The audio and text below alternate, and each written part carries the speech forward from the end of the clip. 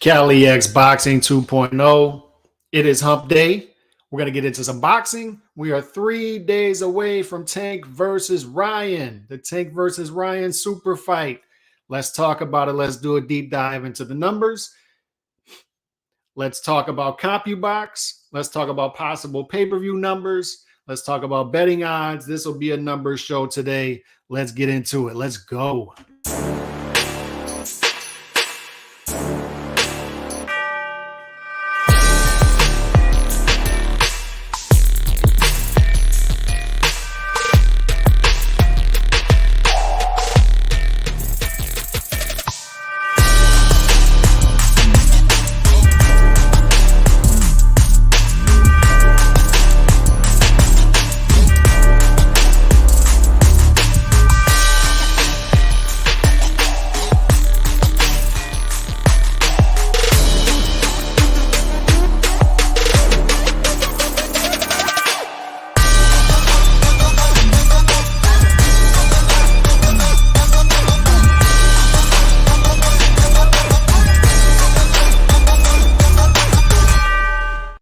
Unusual start time today, but we are here. It is hump day. Couldn't go live earlier and can't go live this evening. So fitting it in today because these are things we need to talk about. And I like to get on here and talk to other boxing fans. It's what we do and try to get as many of these in as I possibly can during the week.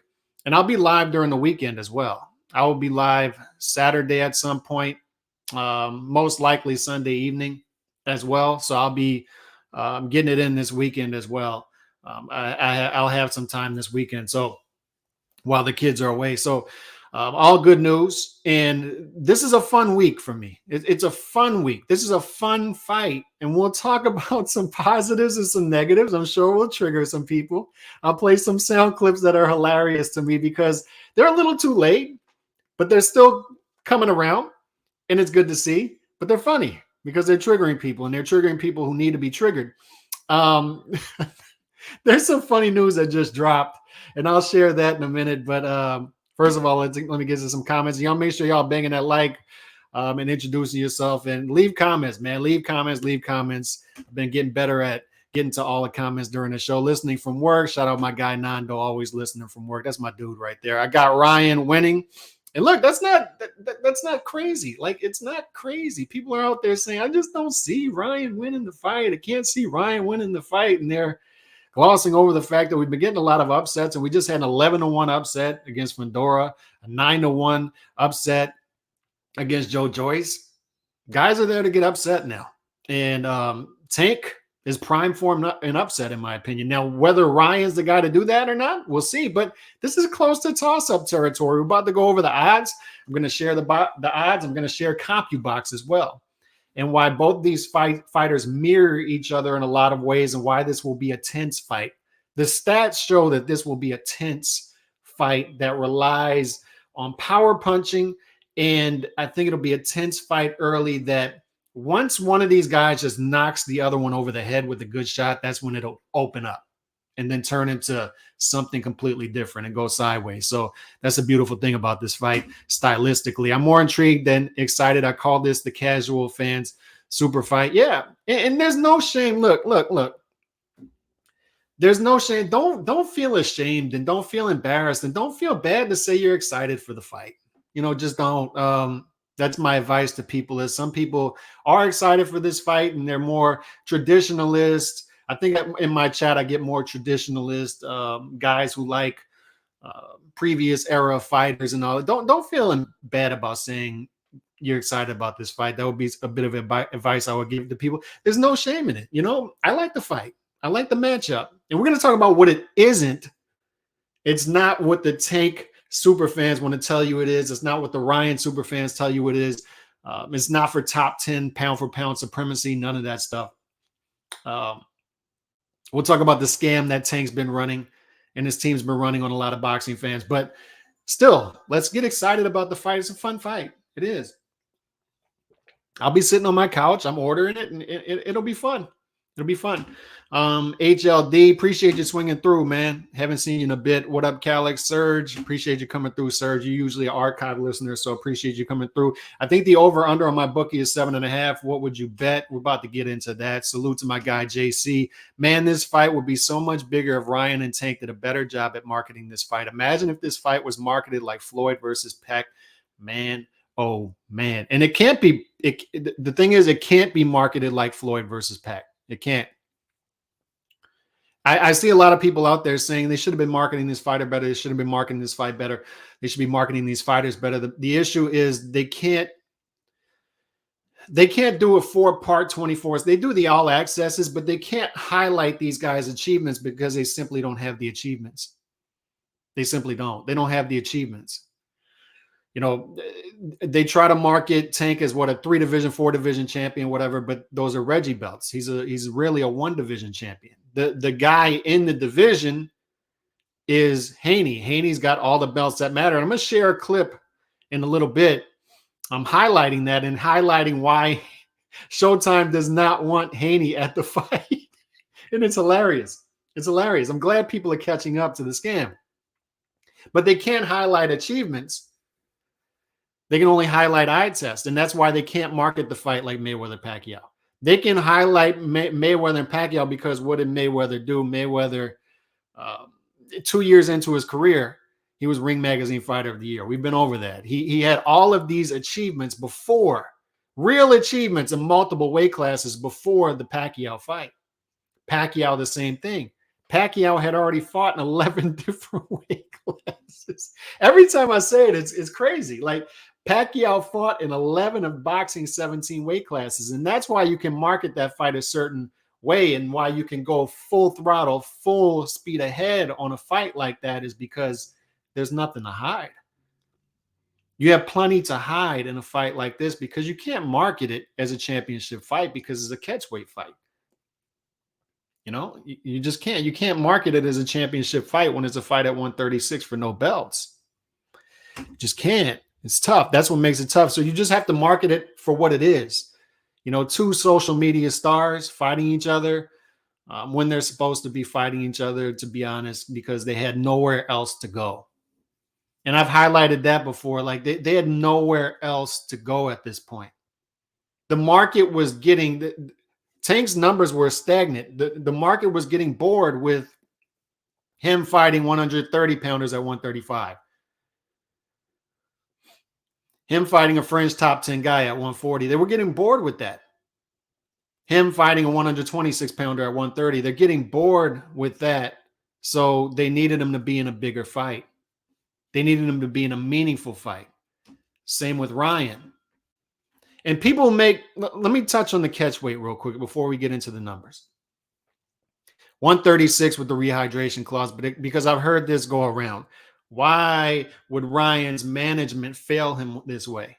Why would they allow 136 with the rehydration clause? Well, the reason why is they had no choice. Tank's team told him, you're the B-side, you take what you get. And Tank's team, they're tough to deal with. So I fully expect if Ryan doesn't swallow poison pill after poison pill after poison pill, this fight goes away. The reason this fight is happening, the main reason is Ryan wanted it and Ryan pushed for it. Ryan screamed for it from the top of the mountain hills, from the mountaintops. But 136 with the rehydration clause, I think it's a good move. Why do I think it's a good move? And I know I'm going against the grain there. I know people are going to call me crazy, but Tank fighting Ryan, or Ryan fighting Tank at 136 with a 10-pound rehydration clause is a safer fight. It's actually a safer fight for him than fighting Josh Taylor, than fighting Regis Prograis, than fighting a Matias. A handful of guys at 140 who don't have the name that Tank has, but they're tougher matchups stylistically. They are. These are big dudes that don't have the marketing behind Tank. They aren't as marketable. They aren't the big name. They aren't going to bring the money as Tank, but they're actually tougher fights. Tank's an easier fight stylistically for Ryan than Devin Haney, Lomachenko, in my opinion. So what I say is 136 with the rehydration clause of 10 pounds is actually an easier fight. I think the management did a good job. I think the management's probably looking at this like, look, I think we can squeeze you down to lightweight if we had to. So we're giving you an extra pound.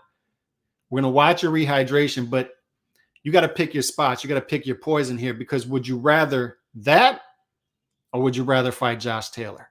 This is the bigger fight. This is the best fight stylistically, and I've said it before. If Ryan's going to win a big fight, it's going to be against Tank. If Tank's going to win a big fight, it's going to be against Ryan. Those are stylistically the easiest fights out there for them amongst their top peers. And it so happens to be also the biggest fight for both guys. It's like beautiful. It's a beautiful scenario for both of them. For both of them. That fight would have been HBO After Dark. Now they're charging 85. You're right. You are right about that. You are. But it's tough, man. Like, it's tough being a boxing fan these days, because sometimes you got to say, we got to take what we can get. My girl going to make her bomb shredded chicken nachos Saturday, cabbage and homemade chili, the low-key MVPs. Yes, they are. Stephen A. Smith saying Tank is a top. I saw that. And look, I'll give another piece of advice for fights like this, and for Tank Davis fight week. We have to swallow those. Pause, because we want the big market channels talking about. We want the big shows talking about this, right? But at the same time, when they talk about it, we know what we're gonna get. We know we're gonna get Stephen A. Smith saying stupid stuff. We just know it. So I don't know what other advice to give other than we got to take that. I mean, he's going to say dumb stuff, but I guess at least he's talking about boxing. It is what it is with that. This is a fun, exciting fight with a long must go. It is what it is. There's no need to market it. And we'll see what the pay-per-view numbers do. And let me touch on the pay-per-view markets too, as well. I've heard 50 Cent talk about this when he was talking about how he was marketing his music back in the day and what he learned as he was coming up and marketing his music and who to market to. And he realized that the inner city is not where I need to be marketing my business. They were the taste testers. It was the suburbs I had to get to, because somebody was asking him why, as each album went on, or why on certain, like a Get Rich or Die Trying, he had a 21 Questions or something like that, more popish sound to some of his songs. And he had to put some of that in there because he said, I had to market to the suburbs. I had to get to them. And the inner city is where I went to get taste testers. They weren't going to buy stuff. I had to go to the suburbs because they buy stuff. And it's the same thing with this fight. Is the tough sell for this fight is Tank's market and Ryan's market are the same market. They're Gen Z population, younger audience who do not buy stuff. They do not buy stuff. It is nearly impossible to detach a Gen Z market from their money. It's difficult. It's extremely difficult. Go try to sell something to somebody in their 20s, in their late teens, college student, maybe a little. It's tough. It's tough because they're so used to hacking stuff. They're so used to getting stuff for free. They got their hack fire sticks. I know dudes who sell a hack. I'm a good friend with a dude who sells a hack fire stick. And it's amazing what they do with them now. This dude will give you the hack fire stick for 60, 70 bucks. And then he'll charge you $120 for the year. $120 to do everything for you. And you got a guide. It's like you got DirecTV. And you're sitting there and you got channels and they're not buffering. $120 a year. And this dude does all the updates for you. You don't have to do a thing. And when you're talking to this younger audience, they don't buy it. They don't buy music. They don't buy fights. They don't buy a damn thing. And that's their main audience. So you have to get past that and get to another audience. So that's perhaps why they're charging $85. They know there's a certain amount of people that are going to buy it anyway, whether it's 85 or 69. They're going to try to make up for the people that are going to be pirating this fight. And I think that's what we got here. They know they have a bunch of taste testers. They know that Tank's audience is a bunch of taste testers. There's a reason that Tank only has one deal. Tank's got an Under Armour deal. And after he pays taxes, he makes like $250,000 off that Under Armour deal per year. It's not a big deal. I don't know what Ryan's deals are. But part of that is why. Why don't Tank and Ryan have the big deals that they should? Why does Teofimo Lopez have a Bud Light deal? You ever wonder that? You ever wonder why Teofimo Lopez has a Bud Light deal? How did Teofimo Lopez get a Bud Light deal? Because there's very few fighters that stumble upon a deal like Mike Lee with Subway. Remember like 10 years ago when Mike Lee was on the Subway commercials and everybody was like, how in the hell is this dude getting a Subway commercial when he's not a good fighter? Well, it was easy. He's a white dude. He's one of the only white American fighters who got a Subway deal. He stumbled upon it. But Tank and Ryan, why do they not have the deals, and why does Teofimo have a Bud Light deal? It's because in 2020, during COVID, what did Teofimo Lopez do? While other fighters had their feet up on the couch, while many people were hiding under their beds, Teofimo Lopez decided to take a deal to fight Lomachenko in an empty theater for undisputed, non-undisputed. And while he took that deal, Top Rank was working out a deal with Bud Light. Top Rank went to Bud Light and said, hey, look, we've looked it up. Much of the people who drink your beer, Latin Americans. Much of the people who watch our fights, Latin Americans. We got something in common. Maybe we should make a deal. And they're working out this deal. And while they're working out this deal, Teofimo Lopez takes shorter money than he would have had COVID not been going around. He could have said, Lomachenko and Teofimo could have said, we're going to marinate this fight. It doesn't make sense right now because we're going to fight in an empty, the live gate is not going to be there. We're going to fight in an empty theater during COVID. We're going to fight in a bubble. Let's just do this fight in 2021, 2022, 2023. Let's make it make sense, right? If Samson was the manager, this is what would have happened. Let's marinate the fight for 5 years. But instead, what does Teofimo do? He decides to take the short end of the split of $4 million to fight Lomachenko. And in doing so, as a 3.5 to 1 underdog, he upsets Lomachenko. So while Top Rank and Bud Light are working out this deal, Teofimo Lopez pulls off the upset, and then Top Rank goes back to Bud Light and says, we got a Honduran American right here, marketable. We fight him every year after the Heisman candidate show in December. Honduran American, marketable. You've got your face of Bud Light right here. And Teofimo Lopez lands a Bud Light deal. And how does he do it? By taking a chance. Many managers out there, like a Samson, would have told him, don't fight this fight. Empty theater, you're above that. Don't fight that fight. But instead, Teofimo Lopez fights the fight, takes a chance. It's crazy how that happens, right? It's cool. Well, we went back to what we talked about Monday. It's not just boxing, it's life. You got to take crazy chances in order to get somewhere that other people aren't.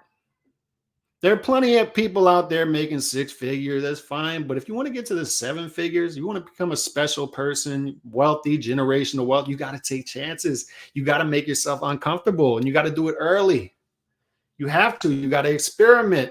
And that's what Teofimo did. And that's what a Tank hasn't been doing in his career. Tank's putting up numbers, doing a decent live gate, but boxing's been littered with dudes who do great live gates. What are the pay-per-view numbers? What are his endorsements? He's got an Under Armour deal. Good for him. But he would have more had he taken chances and fought the fights. We know more about him. He'd have a bigger casual audience. The jab will be key for Ryan, scoring points and walking down Tank. Maybe Goosen helped him find one. Stephen A. Smith knows about boxing as much as I know about rockets. Shout out my guy, Bruce Gass. Love that channel, man. I love Bruce Gass. He's always dropping the knowledge. Do you see that ridiculous publicity stunt about betting the whole price? And look, people need, this is another thing. People need to understand that fighters don't bet their whole purse. That's not what they do. This is a publicity stunt, is obvious. Fighters don't do that. They have to split their purse with other people, fellas. Like they have to split their purse with managers, with trainers, with cutmen. They got taxes. Obviously, if they give away their purse, they don't have to pay the taxes on it, but they have to split it with other people. And their trainer and cutman and all these people aren't going to say, yeah, go ahead. And it's not how that works. It's not how that works. They would have to draw up a contract, and that's just not going to happen. It's not going to happen. GGG was great at the live gates. Yes, he was. Yes, he was. Let me pull up. Let's see. Let me pull this up. This is the betting odds right here. And let me take this comment down. This is the betting odds. And right now, Tank Davis is the top number is Tank Davis is a 2.5 to 1 favorite. He's minus 260.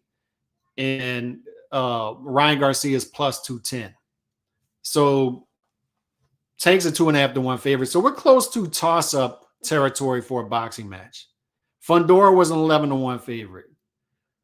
Zhang was a 9 to 1 underdog. And those guys pulled off the upsets, right? In those fights. So it's not shocking.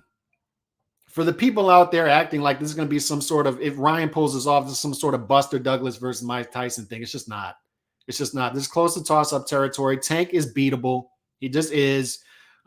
He has an O, but he's beatable. So it wouldn't be shocking if Ryan beats him. It wouldn't be shocking if Ryan knocks him out, to be honest. But it also would not be shocking if Tank goes in there, lands a Luke Campbell type shot and knocks out Ryan. And this is why when I look at these odds, I don't know where the value is because there are so many question marks here. And that's the reason why I love this fight is I'm going to go into Compubox and why these guys mirror each other so many ways as far as Compubox, as far as the stats, and as far as their style. But they're just both huge question marks for guys who are combined 17 years into their careers. Huge question marks because they just haven't been fighting the fights. Tank by knockout is the clear favorite as minus 140, and that makes sense, right? Tank's knocked out pretty much everybody besides Isaac Cruz in one other fight. Ryan by knockout is second most likely, plus 310, and that makes sense because if you say Ryan's going to win the fight, it makes sense that he would win by knockout. Then it would be Tank decision. That makes sense as the third most likely. Why? Because Tank will likely get the benefit of the doubt in the hometown or the home scorecards, the PBC scorecards, right? But Ryan by decision plus 700, you may have value in that. And you may have value in a draw as well. This might be the type of fight where I just throw $20 that I can lose down on Ryan by decision at plus 700 or a draw at plus 1200, to be honest. And why is that? Because Tank has shown that he gives up rounds early. The dude, for the love of God, he gave up 2 to 3 rounds against Raleigh. Speaking of Raleigh, that's hilarious what's going on with Raleigh. And I'll talk on that in a minute. But he gives up rounds, fellas. He gave up rounds against Isaac Cruz. He gave up rounds against Matteo Barrios. He gives up rounds. That's what he does. Guys will win rounds against him. So here's what I think we'll see from Ryan. Yeah, or you can bet it to go 12. You can do that as well. The over-under is 7.5. I would lean over there, to be honest, and that's what Vegas is doing, minus 140, under plus 110. So Vegas is leaning over 7.5, and I would agree. And I think the bottom line is whether this goes the distance or not. And you may have value in that if you think it's going to go the distance, because the distance is well into the plus territory as well. But how do I think Ryan's going to play this out?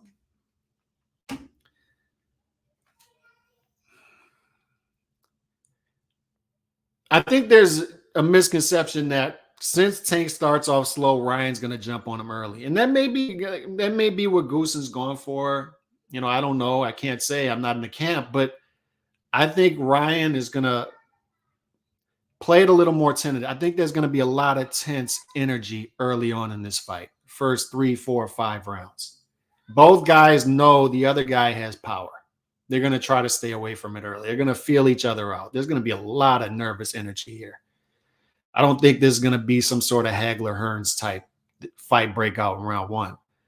So Ryan tries to use his jab, although he doesn't. If you look at the stats, I'll touch on those in a minute.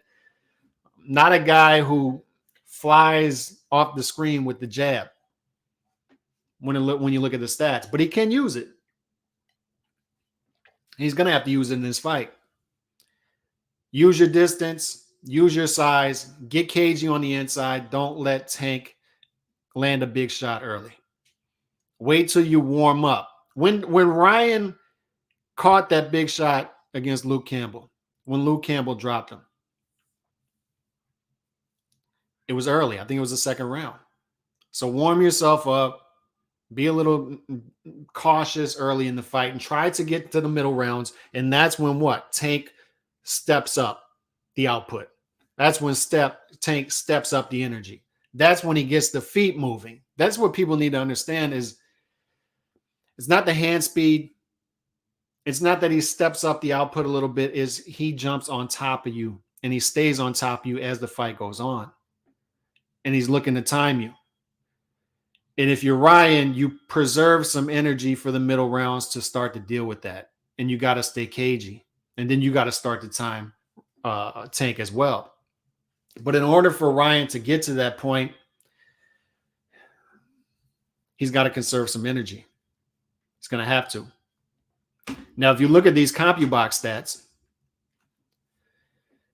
I want you to look at these stats and how closely they mirror each other and how low they are compared to the lightweight average, even though Ryan's no longer a lightweight. This is Tank Davis. The top number is average thrown per round, and that is the lowest in the sport. And he's a lightweight. This is the lowest in the sport, in the whole sport. 34. Davis threw 34.2 punches per round, fewest among all fighters per round. Ryan Garcia, 41.3 per round. And what's the lightweight average? It's close to 60. So we ask ourselves, and I've highlighted this in the past, we ask ourselves, why is it that neither one of these guys have fought top lightweights? I think that's it. It's tough to walk that tightrope. And people can say what they want about, oh, it doesn't make sense to fight the top fights when we do this economically. I think there's a reason they haven't stepped up and fought these fights. And there's a reason when they step up, it's against each other, as I highlighted about 15 minutes ago. When you throw that few amount of punches, and it's a high percentage of power punches, you're walking a tightrope. You were walking a tightrope. And as you step up the level of competition, your margin for error is so slim when you're walking that much of a tightrope. When you're throwing 34 punches per round as a lightweight, and the lightweight average is close to 60. Whew. Average landed per round, 12 for Tank, 3 body shots. Ryan, 12.8, 3.3. And once again, look how much they're mirroring each other. The lightweight average, they're under the lightweight average once again, which is 16. Percentage. This is where these guys start to do well. The percentage is 35.1 for Tank punches landed. Ryan, 31. Lightweight average, 28. So they're both above the lightweight average. Tank significantly above it. All right, so we go down to jabs. This is where they fall down once again. Tank's only throwing 13 jabs per round. Ryan, 15. That's not their specialty. It's not. It's power punches. The lightweight average, once again, 23. Tank's landing 2 jabs per round. Ryan's landing 1.7. Lightweight average is 4. So Ryan, not much of a jabber, unfortunately, because he's going to need that in this fight. He's going to have to get those numbers up in that fight, the jab numbers in this fight, the jab percentage up in this fight, in order to have success going into the middle rounds. Power. This is where these guys excel. I want you to pay attention to these bottom numbers. Power. Tank Davis is throwing 20.6 power punches per round. So out of the 34 punches he's throwing per round, 21 of them power punches. Ryan's throwing even more power punches, 25 and a half. The lightweight average is 34. So they're underneath the lightweight average, but I want you to focus on percentage. They're throwing a high percentage of power punches. Average landed per round, 10 for Tank, 11 for Ryan. So they're around the average for lightweight, even though they're throwing much less. So that brings us to percentage. Look at these percentages down here, fellas. And once again, it goes back to level of competition may be part of that, right? We talked about that with Benavidez because Benavidez's power percentage is right around where Tank's is, 47.6. And that went down when he fought Plant, right? And his output went down as he fought Plant. But with Tank, it's 47.6, but he's landing almost half of his power shots. And Ryan, the same thing, 43.5, and the lightweight average is 35.4. This is where they excel. So you ask yourself, will they excel as they step up in competition? That's the question, because with all of those top numbers right there, total punches, jabs, where they're not excelling at all, where they're much lower than the lightweight average, and that's where they excel. If these numbers come down, these power numbers come down, then they become sort of ordinary fighters who are beatable. And I think both of these guys are beatable, which is why they're fighting each other. Their step up is against each other because they're both walking a tightrope, particularly Tank. He's walking a tightrope. And as you go up in your level of competition, that tightrope, you know, as you're walking that tightrope, the wind starts to move a lot more. A lot more. And you look at the notes at the bottom, Davis' opponents landed 9 punches per round against him. So Tank has they have good defensive numbers. They do. 31.3% of Davis's landed punches are body shots, 23.2 for Garcia. Compubox average is around 30. They're both selective. They're both selective, economical fighters, and that's why this is going to be a tense fight early. But we go back to there's a reason, right? There's a reason that these guys have been in the fights they've been in. There's a reason that, say, a Devin Haney isn't going to be. Let me play this clip right here. This is Ness from the Boxing Voice. And I tell Ness, I say, like, welcome to the party, because this is stuff we've been saying for a while. But I want you to listen to this clip. Listen to this. This is him on his show, and he's with Two-Tone, the superstar, who is a from Arizona, and he's a Ryan Garcia super fan. So they're having sort of a party here, anti-Tank party here, it seems, on this call. But listen to this. They don't want him We there. talking about Ain't no Tank fan he want talking Haney about there. 2019. What Don't no the Tank fuck? fan want Haney there. The undisputed champion can't get front row tickets. Is He's you crazy? undisputed. Two-Tone, are you crazy? That's going to fuck up the whole facade. That's going to let people know there's a real goddamn champ in the division. You think we going to Dang. invite him? No, we going to make him pay $100,000 for the ticket because we don't want you telling the truth. We don't want you telling the world that you the real goddamn champ, that you the real undisputed champ, that it's disputed that belt you got is fucking fake or Reggie. We could roll that Let's motherfucker, go. smoke Let's it, and go. throw it away. We'll fucking step on that fucking Reggie belt. Why? Because we don't smoke Let's that shit. go. We got that Hardin over here, that fire, Let's that Ring go. Magazine, that lineal shit. You know what I'm saying? The man to beat the man to beat the man. Not a man to beat a bunch of motherfuckers moving up. Nobody moving up on Devin Haney resume. So yeah, I'm a Haney voice. Cause I'm fucking promoting real boxing. No catch weights, no rehydrations, no pussy shit. No pussy shit. And excuse the language. But it's funny because it highlights something. It's funny because it highlights something. And you know, I'll tell people like this to welcome to the party, because some of us have been highlighting this for 3-4 years. Sort of the scam that they've been running on the Tank side of things, right? By staying away from certain dangers. I call it the Tank Davis theorem. Came up with the Tank Davis theorem. It's make yourself a chameleon. Market yourself as a champion while at the same time saying you don't care about championships and don't care about belts.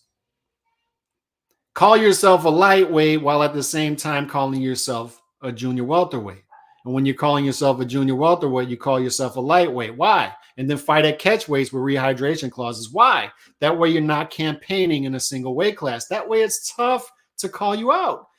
Because fighters don't even know what they're calling out because you're a chameleon. Nobody knows who you are. Nobody knows where you're campaigning. Nobody knows what your values are as a fighter. What's fun about Canelo is we know who he is, right? We know what his goal is. We knew when he moved to super middleweight, he said, I'm going to try to unify this whole division within a year. And he did it. We know where he's at. We know where he stands. It's tough to say who Tank is because he's such a chameleon, and they do that for a reason. But at the same time, it goes back to what we talked about at the top when people are asking, why aren't they marketing this fight better? Why aren't they doing more to market this fight? Why aren't they doing it like Mayweather versus Pacquiao? It's because we knew who Mayweather and Pacquiao were. They were easier to market, and you didn't have to scam the market because these guys put in so much work before that fight. Real work. Real championships, real fights, on top of real fights, on top of real fights, on top of real fights. They were in super fights before this. The issue that the Tank team has is they have to continue every 6 months or so to come back out and scam the market. And that's what makes it tough to deal with. And what's part of the scam is running him as a lightweight champion. The issue with this fight is it's at 136. That's number one. So Ryan's not a lightweight.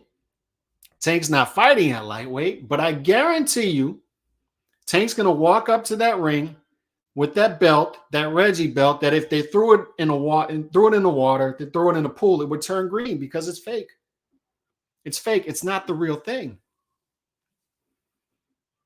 Fans don't like being lied to, man. The market is, and there's a reason, Tank's doing well with LiveGate, but as we said, many fighters have done that in the past. The pay-per-view numbers are stagnant. The endorsements aren't coming in like they should be for a Tank Davis because he is a marketable guy. But they haven't packaged him correctly. They are lying to the market. They are scamming the market. And people don't like being lied to. It's like you telling a girl, there's a difference between a promise ring and an engagement ring. You give your girl a promise ring. It's okay if it's a CZ. It's okay if it's a Cuban zirconium because, I'm just holding it there, until I get you the real thing. This is my promise that I will be here and be faithful to you. But if you put an engagement ring on her finger, she's going to be getting that diamond tester and testing to make sure it's a diamond. You can't put a cubic zirconium on her finger then. It's got to be the real thing. Tank's out here walking around with a promise ring. He's out here walking around with the belt that if you throw it in water, it's going to turn green because it's fake. It's a cubic zirconium. It's not real. So the issue that Showtime has is, and this is the beautiful part, because Showtime has become sort of the wine sippers, right? They put their finger up. They put their nose up at people. A lot of these guys over at Showtime are very opinionated on not only boxing topics, but topics outside of boxing. Virtue signalers. And the issue that they have with Tank is they know they're marketing him in a way that is false. They'll put the Showtime fight on, they'll put the pay-per-view on, and they'll market him as the champion at lightweight. And this is what Ness is highlighting here. Let me play it again. And once again, excuse the language, but it's important. And I'm glad more people are doing this. I'm glad more people are saying this because when we were saying this 3 or 4 years ago, and we were saying stuff about PBC 6, 7, 8 years ago, 9 years ago, 2014, that this stuff is too good to be true and they're marketing to you incorrectly. There is no way Al's going to come out here, free boxing for all, put it on network TV, $1 billion in investment, and everything's going to go well. It's not going to happen.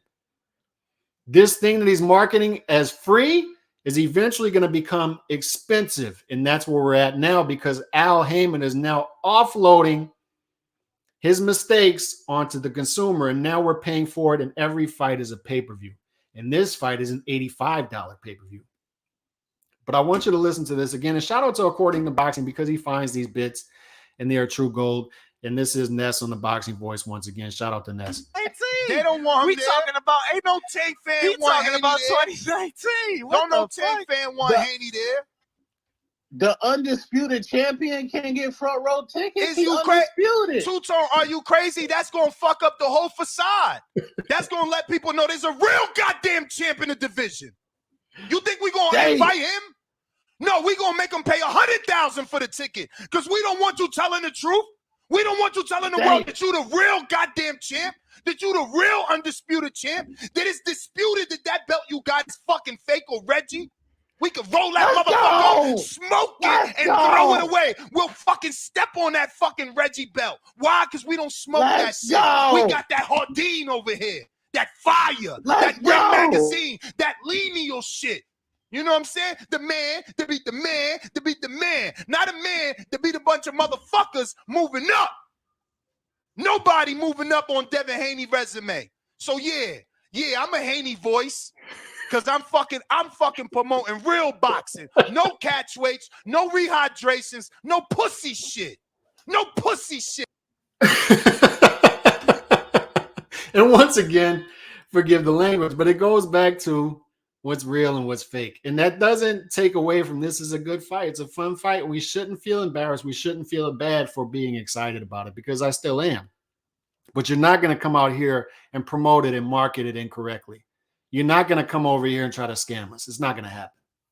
All right. So as Ness points out, the reason that Devin Haney can't, it doesn't matter what Devin Haney tries to pay for that ticket. They're not going to allow Devin Haney in the building. Why? Because Showtime does not want you to know that Devin Haney exists.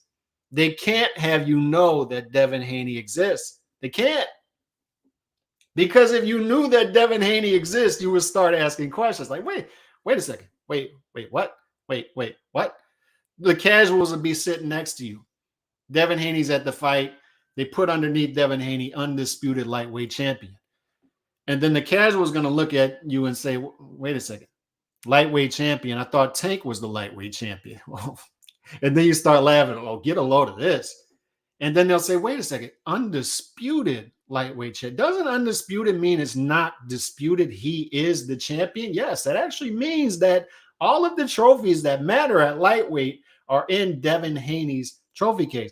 Then why is Showtime saying he's the lightweight champion? And why is that belt around his waist? That belt around his waist is actually, if you threw it in water, it would turn green because it's a cubic zirconian. It's not, it's a Cracker Jack belt.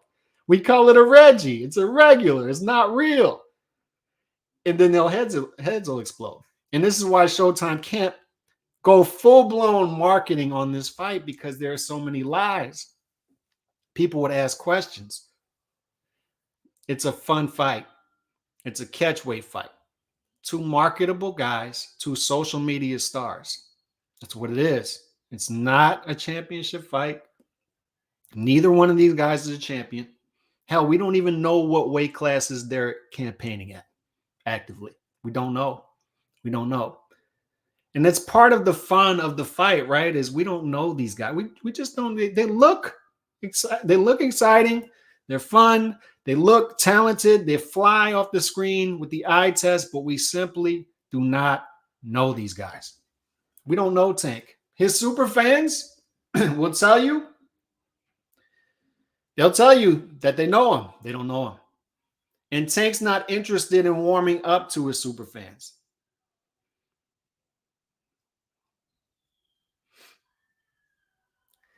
It's hilarious, the scam they've run. But this is what Ness is illustrating in this clip. He's illustrating that Devin can't be there because we can't know that he exists. The casual market that will be tuned into this fight, the Gen Zers, who won't even be buying the fight, because as I said, they're what 50 Cent would call taste testers. They're not the market. The Gen Zers are not the market you want to reach because they don't pay for anything. They're the ones with the hack fire sticks. You want to reach the traditional boxing audience. You want to get past that because the Gen Zers are not going to buy anything. They're the taste testers. But still, we can't let them know that Devin Haney exists, because Devin Haney is the true champion. He's the one and only champion. The real fight for real supremacy at lightweight happens in May. The two best lightweights are fighting in May. Point blank period. Point blank period. So I'll say it again. There's nothing wrong with getting excited about this fight. I'm excited about it. I'm in like a 6 or 7 out of 10. It's fun. I'll be watching the fight. I'll be there with the pizza, with the beer, with my Modelo, with my cross-dressing Bud Light. And I'll be watching the fight and we'll have fun. It'll be fun. It's a fun fighters, but what it is not is a meaningful championship fight. That's not what it is. The meaning behind this, the meaningful part about this fight is we're going to find out about two fighters who we simply don't know. We've been begging for these teams. We've been begging for these fighters, for these camps, for these power brokers to put these two guys together for a while now. We've been begging for them to put these two guys in some sort of danger. Get them out of the bubble wrap. Free them. We don't care if they lose. I don't care if Tank loses, Ryan loses. I'm a bigger fan of Tank than Tank super fans.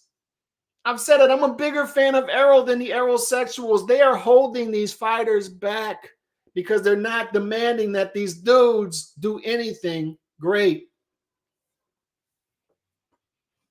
Unleash Tank. Put him in some risk.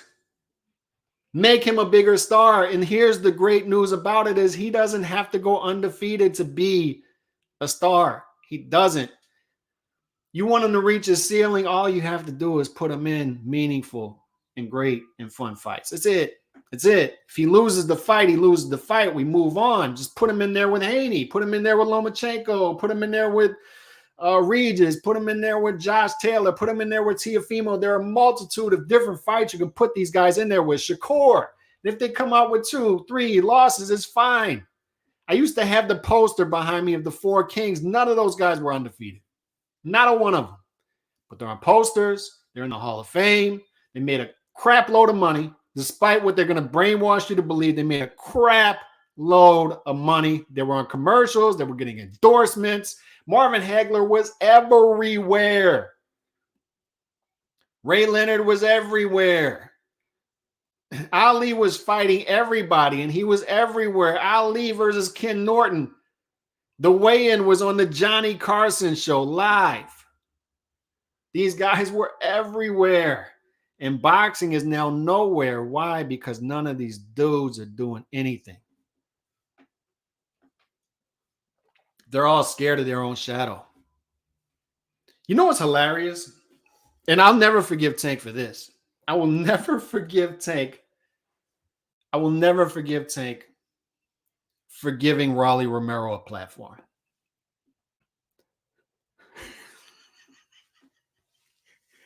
Rolly Romero, you just watch him on Instagram, and he's not a top 20. He wasn't a top 20 lightweight. Like top 20, he wasn't. And he's on Instagram, and he talks his way in the fight. He lost the fight 2 fights before and got a gift decision. He looked terrible against Yigit the fight before. He's not a marketable guy. He's on Instagram just looking like he's on the spectrum, and he can barely hit the mitts. He can barely hit the heavy bag. He's getting touched up in sparring. And Tank and his team talked this guy up in order to sell that fight. And Raleigh gets knocked out in the 6th round. And Raleigh wins 2 to 3. I'll never forgive Tank for that. Like, not just knock the dude out in the 1st round. And he allowed Raleigh to win 2 to 3 rounds. And that's what I say. Like, for the people out there saying Ryan can't do it, Ryan can't do it. Everybody wins rounds against Tank, dude. Ryan's going to be in the fight until he's not. If he gets knocked out, he'll still win some rounds before he gets knocked out. That's what's going to happen. He may pull off the upset. I don't know. These guys are huge, huge question marks, both of them. But this dude gave Raleigh an in. Riley should be on the fringes somewhere.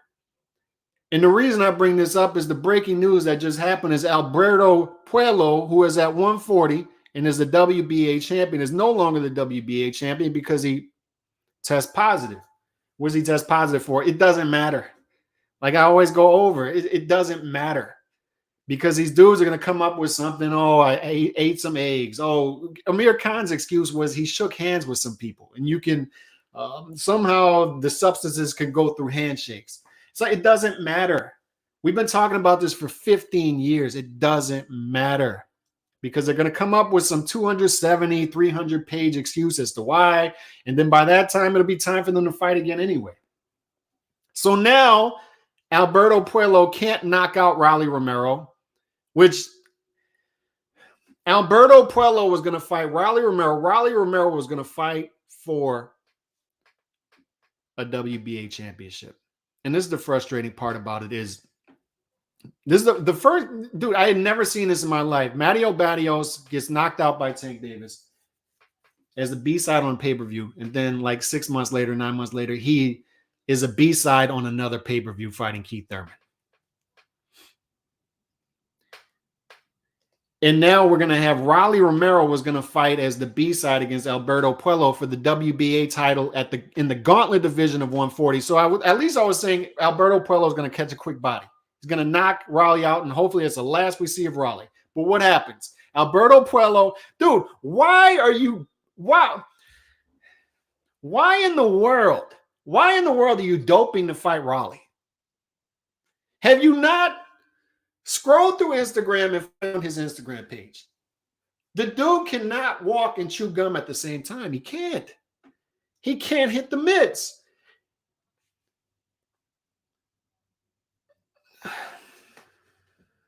He can't shadow box. He can't beat his own shadow, dude. And you were doping for Rolly Romero. You were doping to fight Rolly Romero. You could have waited till after the Rolly fight to dope. I could have helped you, man. Like, why am I not advising these fighters? Dude, no, you're about to put that syringe in your butt. No. Wait, dude, no. Look, you're fighting Rolly next. You're fighting Rolly next. Alberto, you are fighting Rolly. No, it's fine. You don't need the dope, dude. You don't need it. Just take some vitamins. Don't just take an energy drink. You don't need any of that. You don't need to train, Alberto. You're fighting Rolly. Take a break. Just make weight. That's all you need to do. It's Rolly. You were fighting Rolly Romero when you pop for performance-enhancing drugs, man. It kills me. These new age fighters, what are they doing? It kills me. I will never forgive Tank for introducing the market to Rolly Romero. And I will never forgive Alberto Puello for popping dirty before the Rolly Romero fight, because now what happens? Rolly Romero fights Ismael Barroso for the vacant WBA title. Good Lord. Son of a bitch. It's too funny to be even angry about. It's too funny. Rolly Romero is now going to fight Ismael Barroso for the WBA vacant title. And Rolly Romero is likely going to mess around and win the WBA belt in the gauntlet division of 140. He's going to bring shame to the 140 gauntlet division. There are divisions that you don't mess around with. And 140 is one of them. Because 140 has been a gauntlet division while 135 and 147 have been underperforming. That's been a real division with real fighters, with sharks who have been behaving like fighters, and they're going to mess around and let a dude on the spectrum win a WBA title. Back into a title. And I blame Tank for this. And once again, I'll play this clip because it's important. And I appreciate Ness for doing this. It's important. Once again, excuse the language, but it's important. They don't want him We there. talking about Ain't no Tank fan he want talking Haney about there. 2019. Don't no Tank fan want Haney there. The undisputed champion can't get front row tickets. Is He's you crazy? undisputed. Two-Tone, are you crazy? That's going to fuck up the whole facade. That's going to let people know there's a real goddamn champ in the division. You think we going to Dang. invite him? No, we gonna make them pay $100,000 for the ticket because we don't want you telling the truth. We don't want you telling the world that you the real goddamn champ, that you the real undisputed champ, that it's disputed that that belt you got is fucking fake or Reggie. We could roll that motherfucker up, smoke it, and throw it away. We'll fucking step on that fucking Reggie belt. Why? Because we don't smoke that shit. We got that Hardin over here, that fire, that Ring Magazine, that lineal shit. You know what I'm saying? The man to beat the man to beat the man. Not a man to beat a bunch of motherfuckers moving up. Nobody moving up on Devin Haney. And that's what it is, man. Let me just cut that. Let me just cut that short. And that's what it is. It's unfortunately they've been running a scam with Tank. And once again, it doesn't take away from the importance, the significance of this fight this weekend, which is finally we'll find out something about two fighters who we don't know much about, who have names, who passed the eye test. That's the significance of this. It's a fun fight. It's going to do a great live gate. I don't know where the pay-per-view numbers are going to come out because once again, when we're dealing with Gen Z, they simply don't buy stuff. They simply don't buy stuff. So 500,000, 750. I don't know what it's going to come out as. And to be honest, it's not even worth discussing because Showtime doesn't release the numbers. They don't. And if they're going to release the numbers, it's going to be some fake numbers. So we don't know. We don't even know what this fight's going to do as far as pay-per-views. But I'll tell you, the demographic that is into these fighters is Gen Z. That age, they do not buy stuff. They don't buy stuff. They don't. I've tried to separate these dudes from their money. I've tried to separate dudes 18 to 28 from their money. It's hard. It's difficult to do. It's difficult. You got to go to the 30s. You got to go into the 40s. You know, that's the key demographic there. 30s, 40s, lower 50s, sometimes in the 50s. That's the people that's going to buy from you. But 18 to 28, man, these dudes are penny pinchers. They don't buy anything and they hack into everything. These are the dudes like serious like intelligence with tech, and they know how to get stuff. My nephew, I mean, not my nephew, my younger cousin, 21 years old, he watches the pay-per-views on TikTok.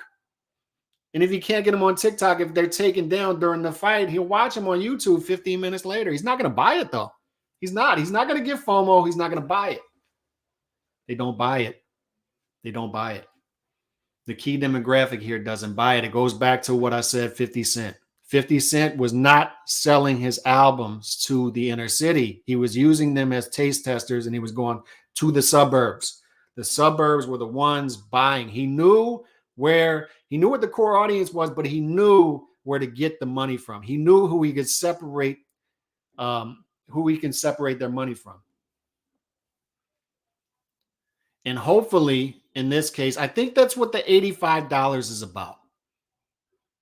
We have an audience who is going to buy this regardless. Let's get as much money out of them as we can because we know we're going to take a hit from Gen Z. We know we're going to take a hit from our key demographic here, the people who follow these two fighters, the younger audience. We're going to take a hit because they're simply not going to buy it. They're not going to buy it. And ironically, these are the people who call themselves super fans of these two fighters. And yet they hack. They're not going to support these two fighters. They're not.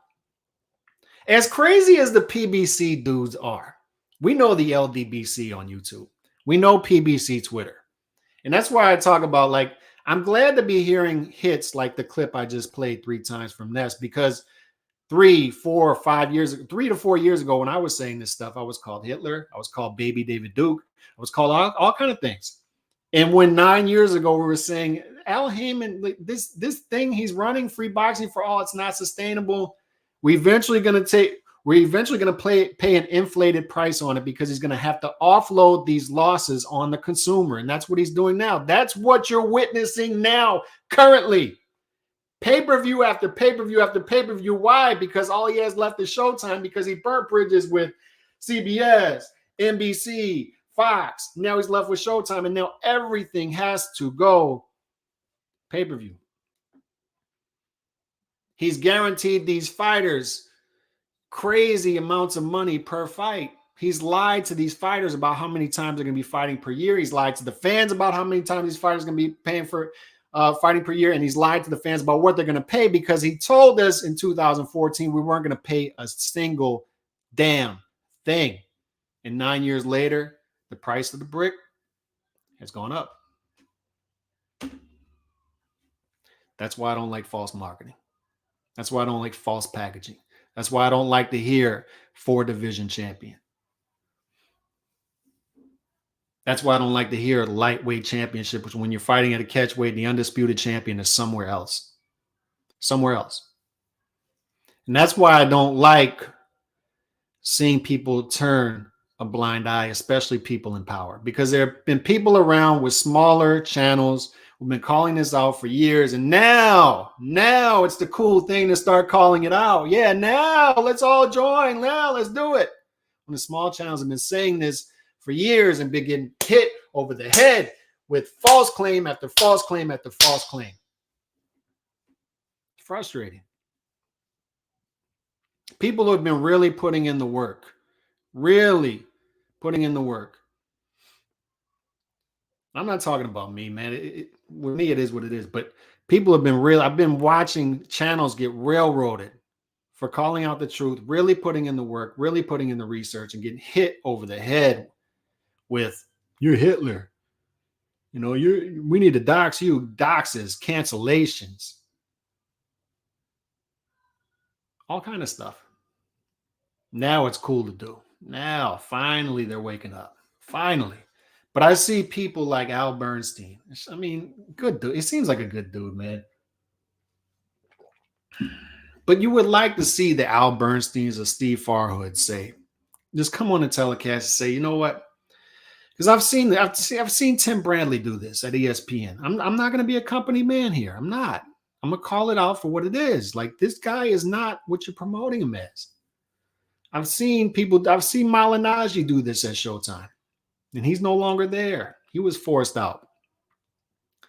But Bernstein, a Hall of Famer, Farhood, a Hall of Famer, these guys have already gotten their accolades. It would be tough to fire these guys to say, look, Devin Haney's a champion. Look, this isn't even at lightweight, so it can't be for the lightweight belt. That belt he's got up there isn't even the real belt. It would be nice for them to say, like, if this dude is saying he doesn't care about the belts, why is he saying he's a 4-division champion when he's not? Speak some truth. Speak some truth. But it's tough to be a company man. I get it. Espinoza acts like a partner in crime with the PBC instead of the dude that signs the checks. And that's it, Nando. That's it. Like, I'm glad you put that comment, because what happens? Promotional company signs exclusive deal with network. And when it comes to PBC, it's incredibly funny, because the head of the promotional company, or the advisor, he's not a promoter, remember. He's not a manager. He's an advisor. The head advisor, the guy running everything, is a mute. He doesn't speak. He doesn't do interviews. So Steven Espinoza only does business with one outfit. And Al Hammond has become this guy's boss. It's amazing. Like, I think sometimes, like, Al Hammond just has dirt on everybody. He's like a CIA op or something. He's got dirt on everybody, because he makes everybody do whatever he wants them to do. He separates investors from $1 billion, almost $1 billion of money, and blows through it, and then offloads it on us, the customer. And then he brainwashes fans. I'm starting to think these are just burner accounts. But he brainwashes fans into capping for him and being a fan of his when he's offloading the money on them. He's offloading his losses and mistakes on them. But Espinoza has become a press secretary for Al Hammond. That's what he is now. He's not a network exec. He's Al Hammond's press secretary. Nonetheless, man, we'll be talking more about this fight and having more fun. I'll be back tomorrow, my normal time, during the afternoon, around noon Central. So appreciate y'all tuning in. God bless. Peace.